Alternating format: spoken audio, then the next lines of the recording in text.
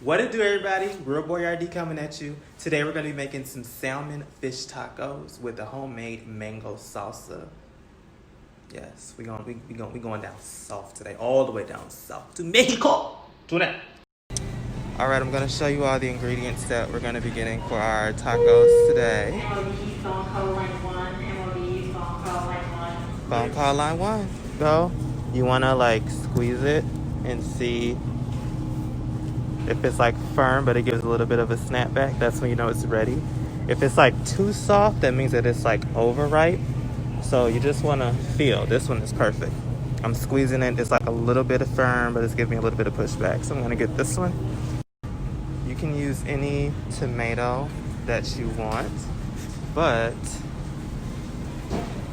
I am going to use these, the same ones that I made for my salad a couple of days ago. But you can use any tomato as long as you dice it.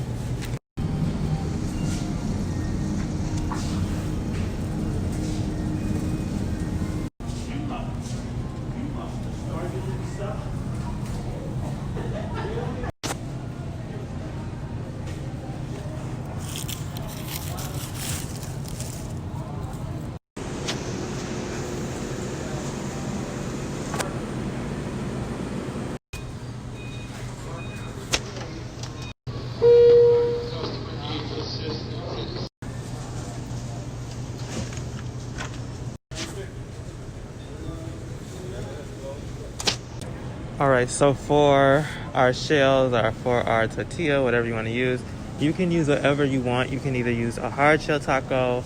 I'm going to go with the soft shell because ain't nobody got time for my roof of my mouth being scratched all the way up. I'm going to get these little bad boys. Super soft. These should last a while, but whichever one you want, you can get. There's a wide variety.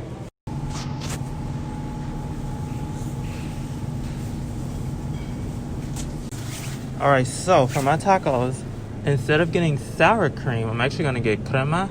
Crema is really good. If you all have the tacos, they'll put the street tacos, they'll put that liquidy, it's more liquidy than sour cream. That's what this is, it's the crema. So I'm gonna get this instead of sour cream. You can use sour cream if you want to, but I'm gonna get this. All right, so also another option is Queso Fresco. I'm gonna get this. This is the cheese, the crumbly cheese that you get on top of tacos. If you get the authentic Mexican tacos, they use queso, so I'm gonna use that. So what you wanna do, as soon as you get in, you wanna marinate the salmon with all of the seasonings that I purchased. So the chili powder, the cumin, the coriander, salt and pepper, and a little bit of lime juice. So you cube your salmon and then you just mix it together. You can do this in a Ziploc bag, in a bowl, whatever you want to use it in, but just make sure that it's marinating for a little, be 15 to 30 minutes. You don't want to over marinate it because when you add lime juice to salmon, it actually starts to cook it with the acidity levels of the lime. But this is how it's gonna look. All right, so here's my salmon. It's been marinating for about 30 minutes. I have my oven set to 350. I'm gonna bake these for about anywhere 8 to 15 minutes.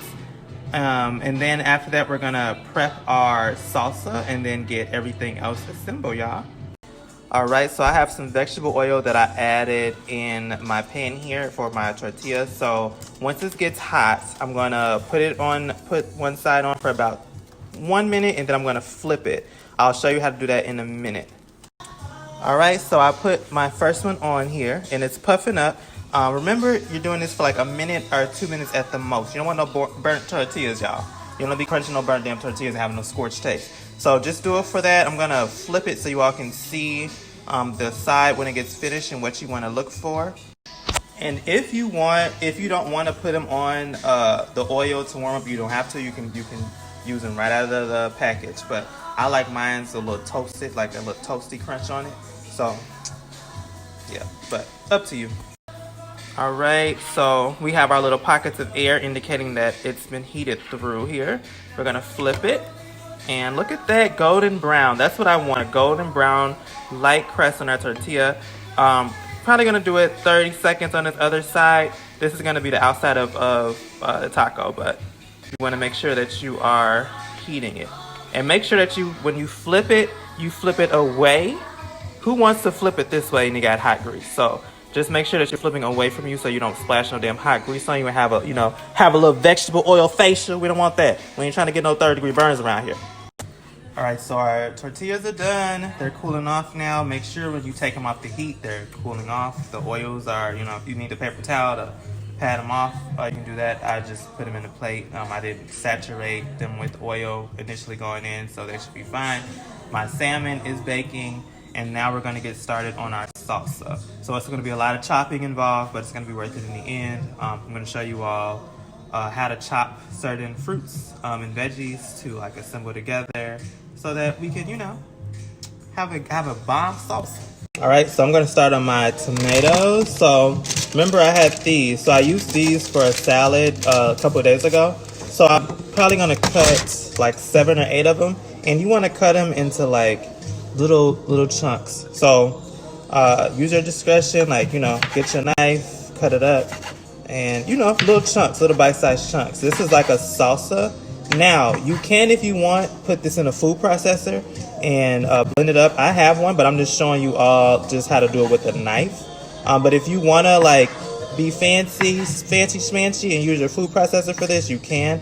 Just pulse it instead of just, like, constantly pressing it down. You want a salsa with like, chunks. You don't want no paste or, like, no liquid. So we're going to cut these up, add them in there. And then we're gonna chop our next, show you all a tip on how to cut an onion. Okay, next we're gonna do our mango. So mango, most popular fruit in the world, I think. So a lot of people like mangoes.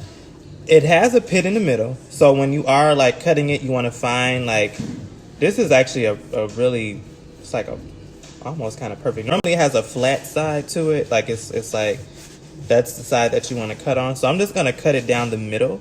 So also, tip when y'all are cutting, make sure I've been cutting for a while, so I'm like aware of like how to cut. But when y'all are cutting, you want to make sure that your fingers are like this, a claw. So when you are cutting, like down, for example, you're not like, if you cutting like this or like that, you can easily slip or slide when you're cutting things that are circular around, or even if you're just cutting in general. Make sure that you have like that claw so that your fingertips and nails are tucked inside and then it's going against your finger. So I cut the bottom off of the mango to have like a circular part. I put it up and then I cut down. So I have one piece right here.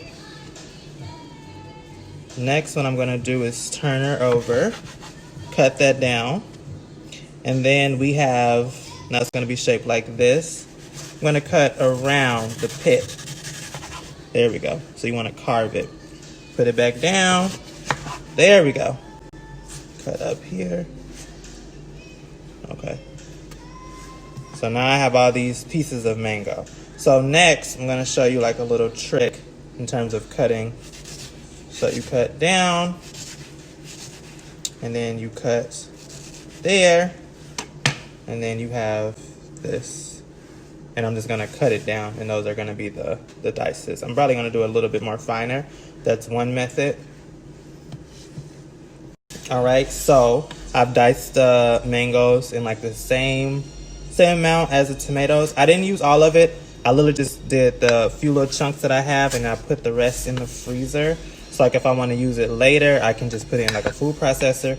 You can blend that up, put some little tequila in there with some pineapple juice, make a little drink, but do that, mix it up.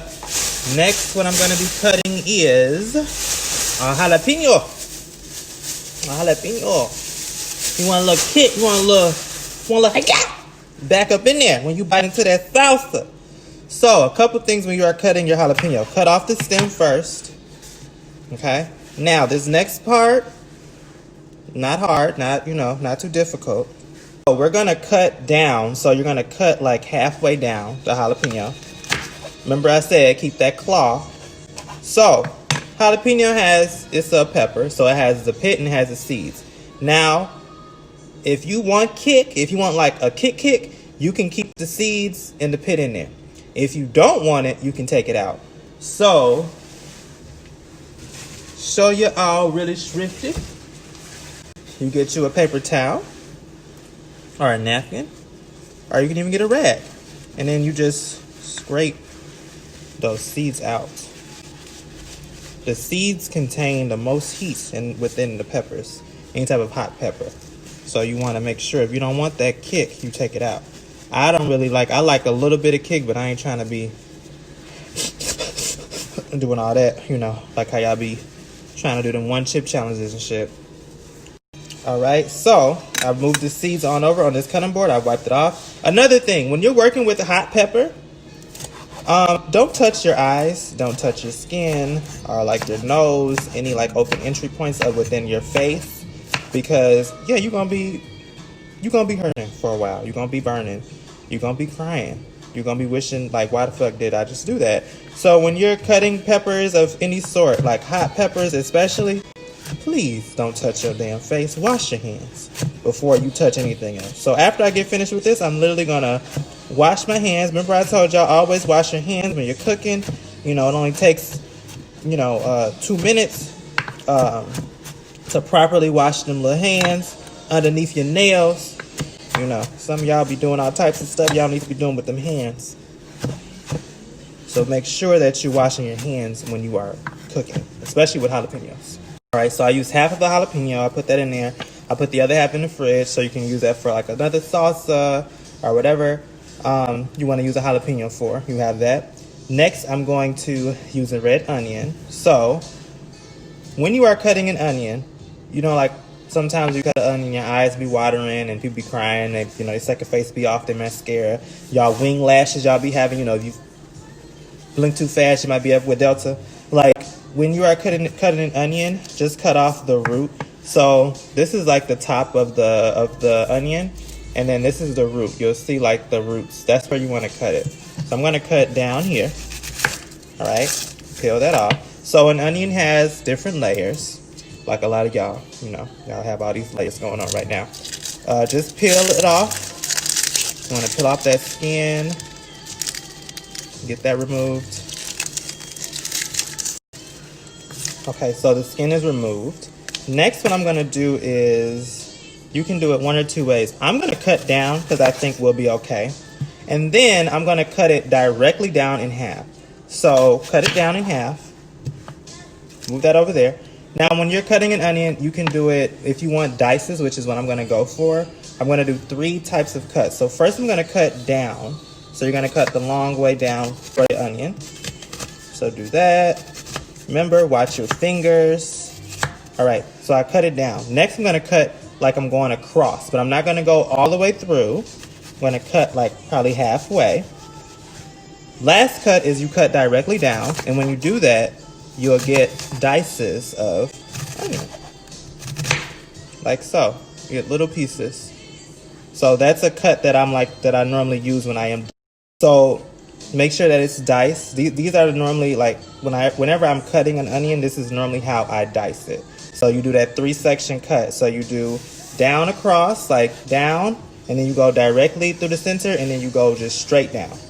When you get those 3 sections of an onion, you will get dices, I promise you. So I'm gonna do that. I'm not gonna use half. I'll probably use like a quarter or so. So add those right in there. And then we're gonna add our cilantro next. Next, our cilantro. So we're gonna add some cilantro. Now I'm gonna cut some for the salsa, and then I'm also gonna cut some for afterwards, just like a little extra garnish at the end. So like cilantro is normally used when you're eating like tacos, like when you're eating Mexican food. Fun fact, half of our population says cilantro tastes like soap. So people either like they love it or they hate it. I love me some cilantro, so he's gonna be in here today. I'm using like a couple of, I'm using this much. I like a lot of cilantro, so I'm gonna add a lot. But use how much you want, but you want to have enough to taste it in the salsa. And if you want to use it as a garnish at the end, you are more than do what you want to do. This is your palate, your dish. Add as much as you want. I'm just gonna put it all together, bunch it all together, and then you just go down. So when you go down, you get those little sprigs of cilantro. And make sure you see my fingers. I'm using my claw. Make sure you have that claw. That claw, like when you're gripping your edges, when you're getting them lace fronts in, and when you're getting braids and all that, grip. You know, get that claw. That claw. I'm going back over it one more time. And then we should be set. So I should have like little pieces, little minced pieces of cilantro. So I'm gonna put half of that in my salsa, and I'm gonna keep this other half for the garnish at the end. Going over it again. And that's the cilantro.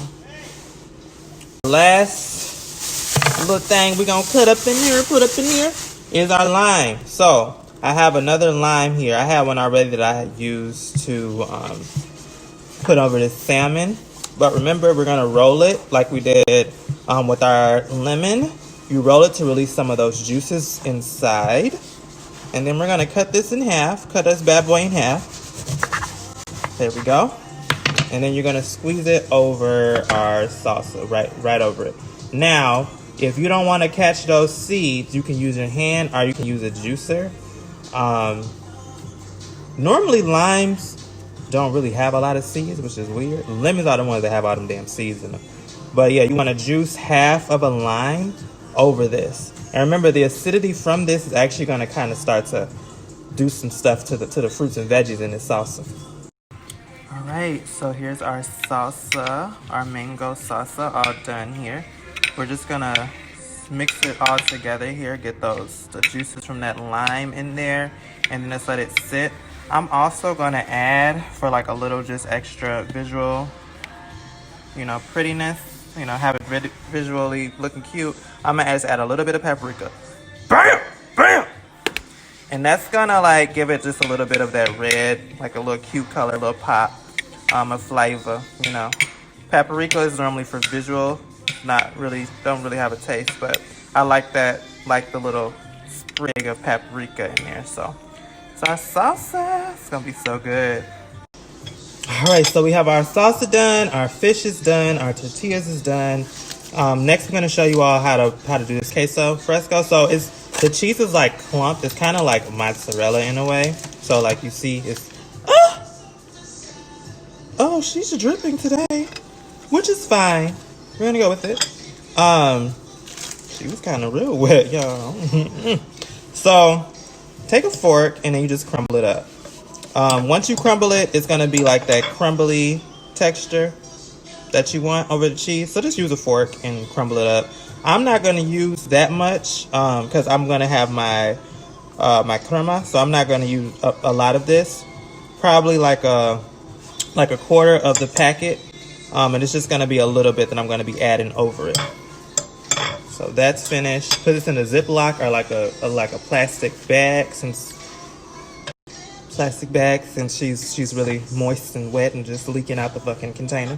But yeah, that's our queso fresco, y'all. All right, here's the salmon out of the oven. So there is super tender, ready to go. I'm about to assemble my tacos next, y'all. And here are our fish tacos with some mango salsa and our crema and our queso fresco. Be sure to follow me on IG, RealBoyRD, and like and subscribe to this channel.